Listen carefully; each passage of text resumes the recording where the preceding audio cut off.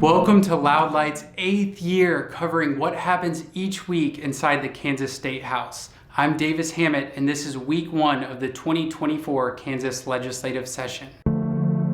Kansas has a Democratic governor who can stop bills by vetoing them, but Republicans have more than 2/3 of the legislative seats, giving them a supermajority that can override her veto and force a bill into law.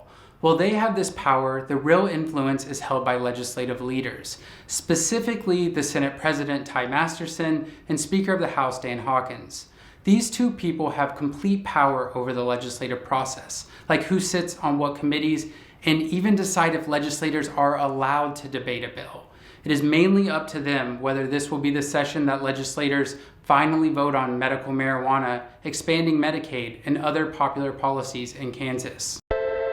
The governor's annual State of the State address this week focused on strengthening rural Kansas through Medicaid expansion, fiscal responsibility, blocking school vouchers, fully funding special education, and more. She called on the House Speaker and Senate President to allow a debate and vote on Medicaid expansion, something they have blocked in previous years.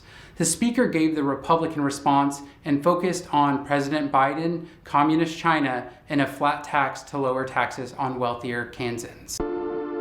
In the annual State of the Judiciary, Kansas Supreme Court Chief Justice Marla Luckert spoke to the legislature about this false cyber attack on the court's computer system. The court refused to pay the ransom demanded by Russian hackers, and the investigation into whose information was hacked is still ongoing. But the court's computer system is mostly operational again. Governor Laura Kelly released her budget proposal for the next year. The proposal includes several tax cuts for working families and the elderly, such as completely exempting Social Security checks, reducing property taxes, and establishing an annual back-to-school tax-free holiday. The budget also allocates funds to give raises to state employees, construct new child care facilities, pay down state debts early, and investments to protect the state's threatened water supply.